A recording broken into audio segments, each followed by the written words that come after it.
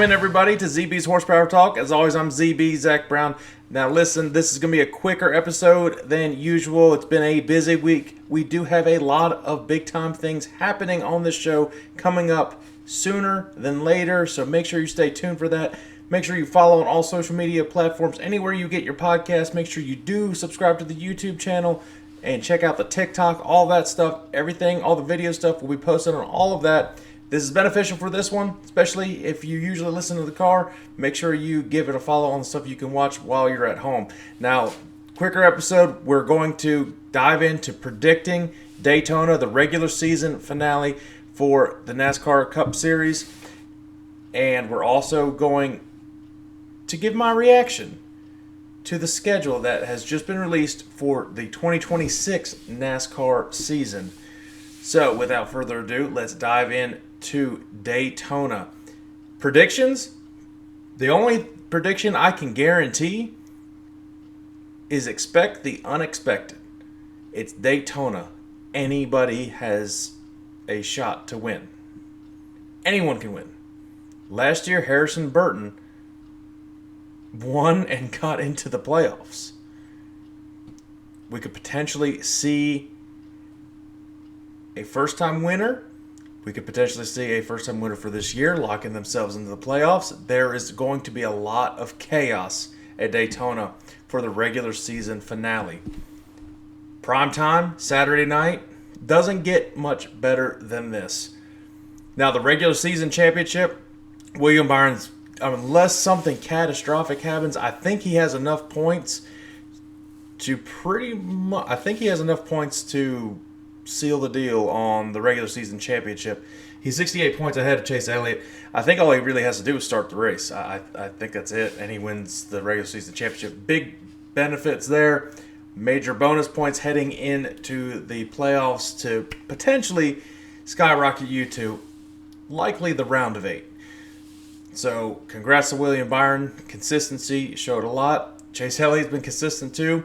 Hendrick Motorsports has had a very solid year so far, but does that mean they're going to win the championship? Absolutely not. Because what we've seen is that the playoffs are a completely different story. Somebody can come alive in the last 10 races, and it will be absolutely crazy to see.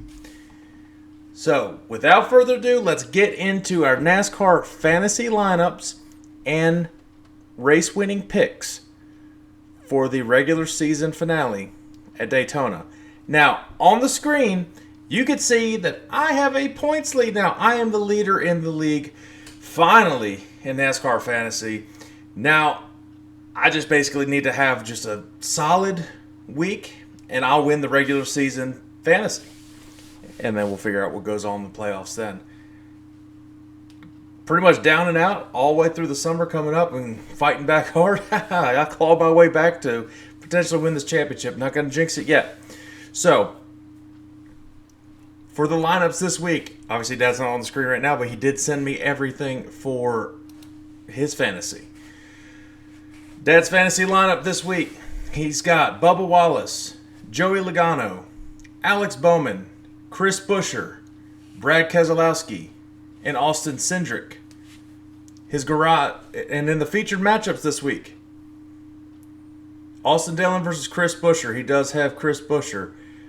Tyler Reddick versus Alex Bowman. He has Alex Bowman on that matchup. Ryan Preece versus Kyle Busch. He has Ryan Preece over Kyle Busch. Understandably so. And Ty Gibbs versus Brad Keselowski. He does have Brad K for that one. Now, for mine, the one you really need to pay attention to, because clearly I'm the best at this fantasy. Just, Daytona might screw me over. I'm just going to be honest. But my starters this week, I have Denny Hamlin, Brad Keselowski, William Byron, Chris Buescher, Alex Bowman, and in the garage is Ryan Preece. And the featured matchups, they're all identical to Dad's. Chris Buescher over Austin Dillon, Alex Bowman over Tyler Reddick, Ryan Preece over Kyle Busch, and Brad Keselowski over Ty Gibbs. The hot picks this week, of course, you've got the two-time defending Daytona 500 champion William Byron, and Chris Buescher's a hot pick. You want to avoid Kyle Larson because, I mean, he's going to probably crash. It just doesn't matter where he ends up. He actually had a really good run at the last Talladega race. But I would not bet on him to do well. It says avoid Denny Hamlin.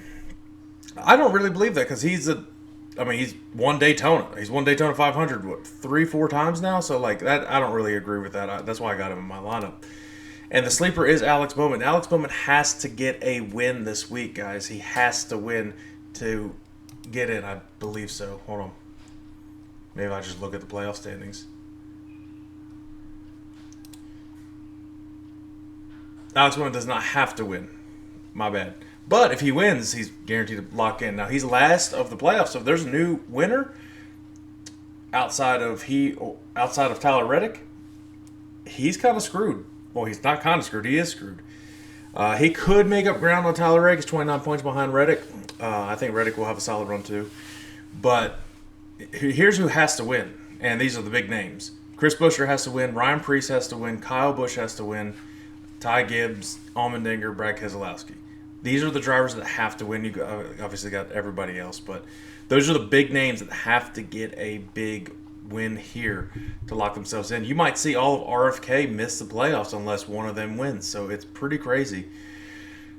You're going to see Fords work really well together at Daytona. They traditionally do it at all these tracks, but they somehow just can't finish with a win. I don't really understand what's been going on with them. But the race-winning picks for this week. So the race-winning picks this week are actually pretty easy. Dad and I are in agreement. We have Alex Bowman to win and punch his way into the playoffs. He's come so close. He is a sleeper, according to the experts of the fantasy, DraftKings, all that stuff. And I actually really agree with that. I think Alex Bowman has a big race, and I think he contends for the win. Plus 1,800, not a bad bet to make if you are doing sports betting.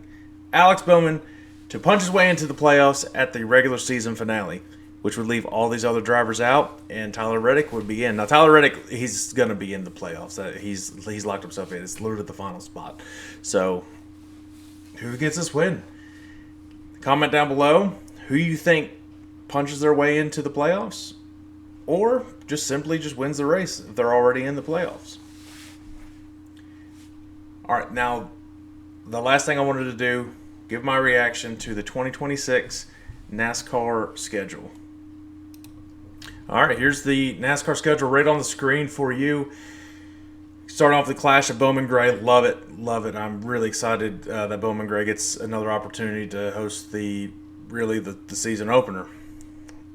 Right below Daytona 500, obviously. Echo Park, Atlanta. COTA. Things up here pretty much the same. Now, what's really early, and it might be a little chilly, Darlington, March 22nd, where they've been racing in May. So I like Darlington on Mother's Day weekend, but Darlington, March 22nd, a little bit chilly. Martinsville, pretty much the same. Now off for Easter weekend. Love that. I'm glad they're off for Easter. They went away from that for a couple years, and that was dumb. Bristol Spring Race, Kansas, Talladega, all this pretty much the same. Texas. This is what's new. They've moved Watkins Glen from August to May. This is Mother's Day weekend right here. That is actually pretty crazy.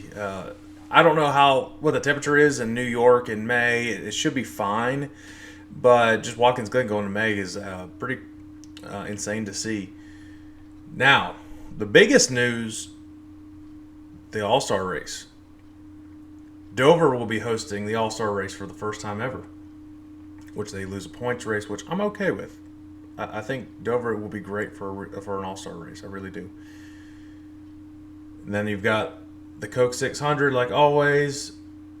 Nashville, Michigan, Pocono.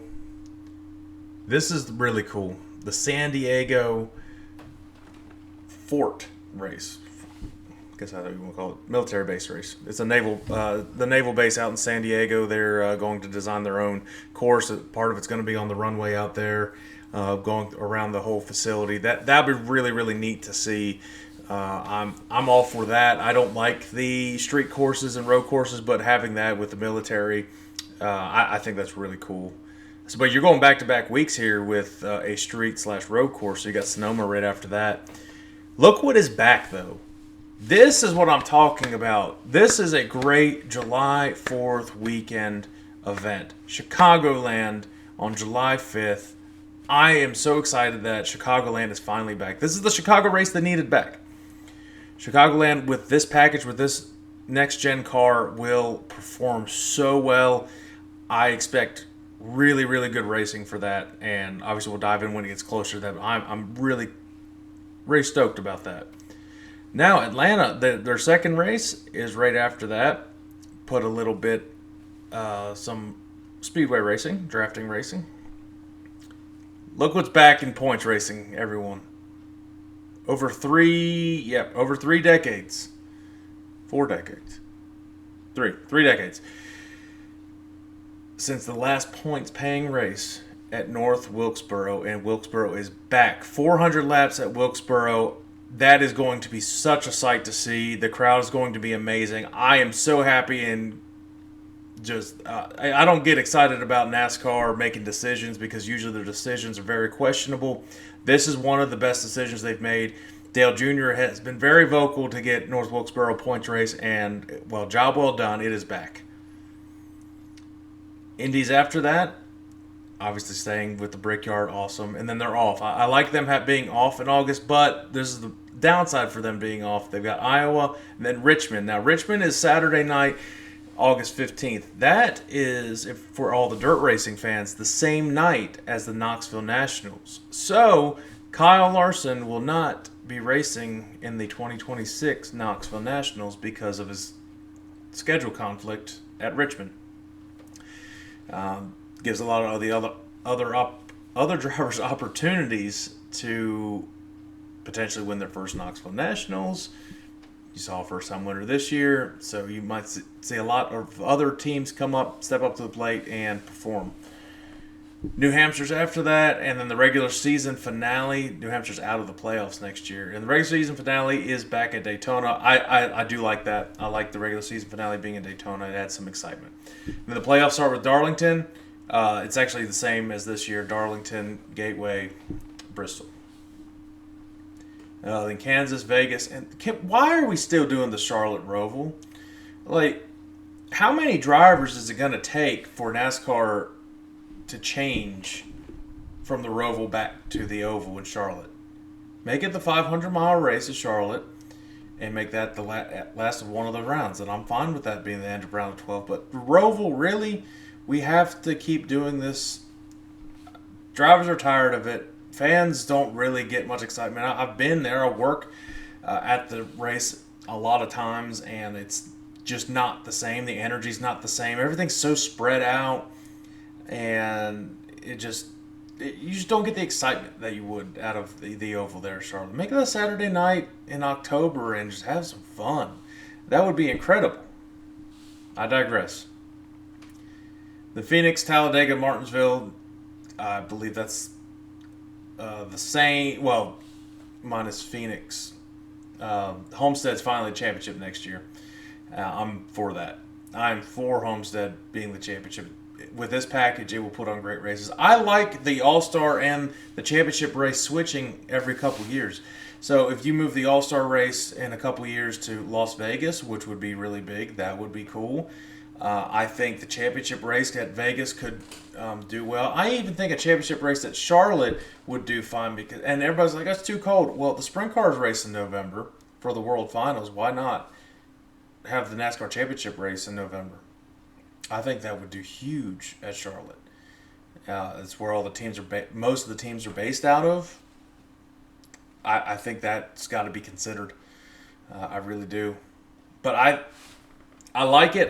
For overall, this is a way better schedule next year than 2025 NASCAR is.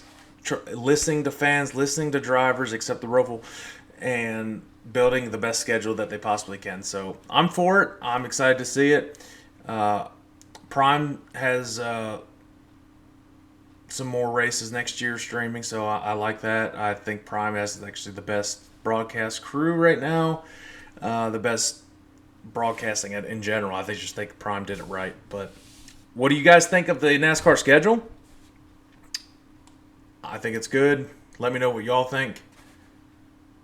Well, that wraps it up for today. Shorter episode, like I said, with the predictions and the reaction to the NASCAR schedule. So hope everybody enjoyed this. Make sure you do share, like, subscribe anywhere you get your podcast, YouTube, social media, all that fun stuff. Follow me, all social media platforms. You can find it, ZB Horsepower. Nobody else has that, so check it out.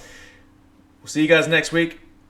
Potentially a big-time episode next week. I'm not going to spoil the surprise, so we'll see you guys then.